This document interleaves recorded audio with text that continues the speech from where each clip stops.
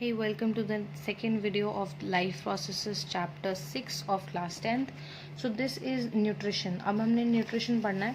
तो nutrition मतलब कि जो हम फूड बाहर से ले रहे हैं वो हमारी बॉडी के लिए क्या है, न्यूट्रिशन है, जो कि हमें हेल्प करेगा लाइफ प्रोसेसेस को करने में. सो न्यूट्रिशन एक होता है ऑटोट्रॉफ्स में और एक होता है हेटरोट्रॉफ्स में. ऑटोट्रॉफ्स जनरली सारे प्लांट्स होते हैं. ऑटोट्रॉफ मतलब जो अपना खाना खुद बनाते हैं, और हेटरोट्रॉफ मतलब जो दूसरों पे डिपेंडेंट रहते हैं. तो जैसे कि ऑटोट्रॉफ का मतलब वो जिन लोगों को खाना बनाने का बहुत शौक है, जैसे आजकल सब मास्टर शेफ़ हैं, सबको मैगी बनानी आती है, तो सारे ऑटोट्रॉफिक हो रखे हैं. बट जैसे लॉकडाउन खुलेगा तो सब अपनी लाइफ में इतने बिजी हो जाएंगे कि सब अपनी मम्मा पे डिपेंड हो जाएंगे, तो सब हेटरोट्रॉफ बन जाएंगे. तो ऑटोट्रॉफ्स बेसिकली ग्रीन प्लांट्स या कुछ बैक्टीरिया होते हैं. They take up simpler food from the environment in the form of carbon dioxide और ऑक्सीजन. तो ये ऑटोट्रॉफ्स आपको समझ आ गया होगा कि कार्बन डाइऑक्सीजन और कार्बन डाइऑक्साइड और वाटर ले रहे हैं, तो बेसिकली ये वो हो गए जो फोटोसिंथेसिस करते हैं. तो जितने भी प्लांट्स होते हैं ये सिंपल चीज़ें लेते हैं, बिल्कुल ये खुद ही इतने सादे होते हैं, बड़ी सिंपल सिंपल चीज़ें लेते हैं, जैसे कार्बन डाइऑक्साइड और वाटर लेते हैं इन्वायरमेंट से, और उसको फोटोसिंथेसिस से कन्वर्ट कर देते हैं, ग्लूकोज बना लेते हैं अपनी बॉडी में, और उसको एनर्जी के लिए यूज़ करते हैं. बट हेटरोट्रॉफ्स जो होते हैं ये कॉम्प्लेक्स फूड होता है. कॉम्प्लेक्स फूड बाहर से लेते हैं, जैसे कि हम कॉम्प्लेक्स फूड खाते ही हैं आजकल इतना, ठीक है. Breaks them down with the help of enzymes. हमारी बॉडी में ऐसे एंजाइम्स होते हैं, बहुत सारे जूसेस होते हैं बॉडी में, जैसे बाइल जूस, ट्रिप्सिन, और बहुत एंडलेस जो हम आगे पढ़ेंगे. वो सारे जूसेस जो होते हैं हमारी बॉडी में वो कन्वर्ट करते हैं उस कॉम्प्लेक्स फूड को सिंपल फूड में, ताकि हम एनर्जी ले पाएँ. चलिए अब नेक्स्ट चीज़ पे आ जाते हैं, जो कि है आपका autotrophic nutrition. So autotrophic nutrition मतलब ऑटोट्रॉफ जो कि प्लांट होते हैं, they take in carbon dioxide and water from the environment in the presence of sunlight and chlorophyll. They form carbohydrates. या तो वो कार्बोहाइड्रेट्स इमीडिएटली यूज हो जाते हैं, या तो उनको स्टोर कर दिया जाता है इन द फॉर्म ऑफ स्टार्च. तो स्टार्च की फॉर्म में उनको स्टोर कर दिया जाता है, जो स्टार्च बाद में ग्लूकोज बन के रह जाता है. तो this is called photosynthesis. So photosynthesis is a process of utilizing carbon dioxide and water in the presence of sunlight and chlorophyll to form glucose. आपको समझ में आ गई? अगर नहीं आई तो डिफाइन लिख लेना और पॉज करके वीडियो को दोबारा से एक बार रिवाइंड करके देख लेना. सो ये प्रोसेस होता है आपका फोटोसिंथेसिस का. The starch is then converted into glucose. तो यहाँ एक चीज़ मैं बोल रही थी कि जो भी आपका यहाँ ग्लूकोज बना है, बेसिकली कार्बोहाइड्रेट बनता है पहले. तो कार्बोहाइड्रेट कुछ तो इमीडिएटली यूज़ हो जाता है प्लांट से, और कुछ कार्बोहाइड्रेट रह जाता है जिसको कि स्टोर करा जाता है इन द फॉर्म ऑफ स्टार्च, और वो स्टार्च बन जाता है glucose. Now process of photosynthesis, ये ना 3 स्टेप्स दिए हुए हैं बुक में. मैंने इनको एक फिगर के साइड पे छोटा छोटा लिखा है और 1 2 3 मैंने मार्क कर दिया है. तो ये बहुत बहुत बहुत बहुत बहुत इंपॉर्टेंट है. इस पर पक्का पक्का 110% क्वेश्चन आता है पेपर में, और पूछा जाता है what are the steps involve in photosynthesis. तो अगर आपको समझ में आ गया है कि फोटोसिंथेसिस क्या होता है, जैसे कि हम 6th क्लास से पढ़ते आ रहे हैं, तो आपको ये समझ आ गया होगा कि जो फोटोसिंथेसिस है वो बहुत सिंपल चीज़ है, कुछ नहीं है. सबसे पहले क्या होता है, सनलाइट को प्लांट एब्जॉर्ब करता है, कार्बन डाइऑक्साइड को एब्जॉर्ब करता है बाहर से. तो पहला स्टेप हुआ absorption of sunlight in the presence of chlorophyll. Chlorophyll एक ग्रीन कलर का सब्सटेंस होता है. क्या होता है, सॉरी, तो क्लोरोफिल एक ग्रीन सब्सटेंस होता है जो कि प्लांट में ऑलरेडी प्रेजेंट होता है. तो क्लोरोफिल एक ग्रीन सब्सटेंस होता है जो कि क्या करता है, मदद करता है सनलाइट एब्जॉर्ब करने में. पहला स्टेप. दूसरा स्टेप, ये जो लाइट होती है इसको चेंज करा जाता है केमिकल एनर्जी में. Light energy is change to chemical energy. And जो वाटर एब्जॉर्ब करा है फर्स्ट स्टेप में, वाटर भी एब्जॉर्ब करते हैं. So splitting of H2O molecule मतलब water molecule into hydrogen and oxygen.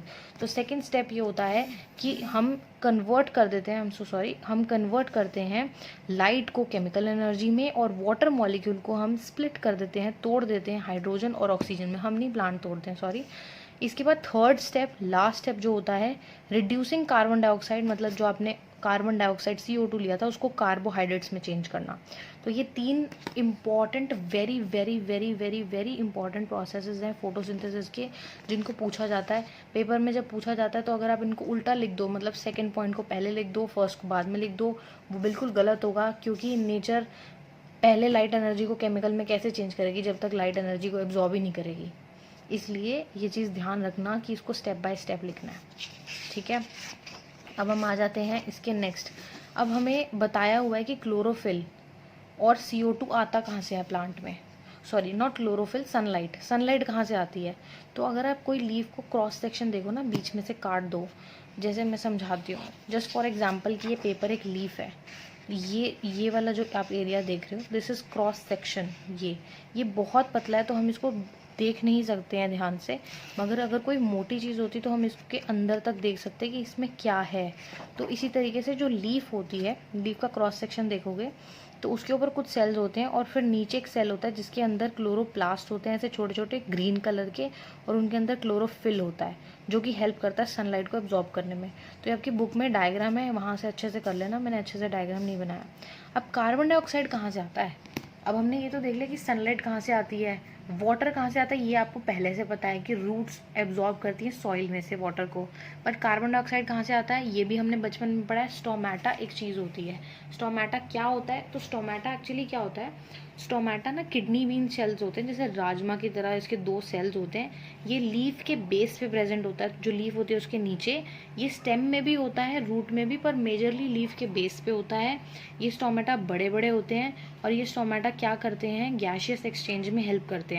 Gas जो होती है जितनी भी, जैसे कि कार्बन डाइऑक्साइड और ऑक्सीजन, कार्बन डाइऑक्साइड लेना ऑक्सीजन छोड़ना, इन 2 काम में ये हेल्प करता है। साथ में वाटर भी एक्सचेंज करता है थ्रू ट्रांसपिरेशन।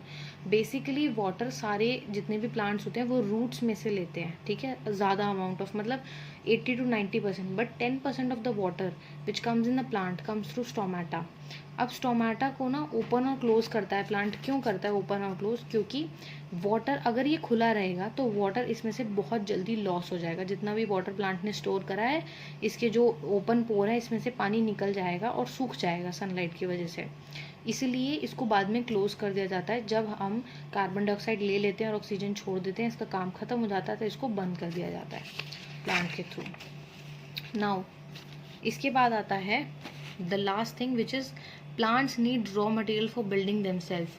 प्लांट्स सिर्फ कार्बन डाइऑक्साइड पे और वाटर पे ज़िंदा नहीं रह सकते, जैसे हम खाली दाल चावल रोटी पे ज़िंदा नहीं रह सकते, हमें कॉम्प्लीमेंट्री फूड चाहिए साथ में, ठीक है ना, जैसे हमें मोमोज, पिज़्ज़ा, फलाना ढिमकाना, हर चीज़ हमें चाहिए।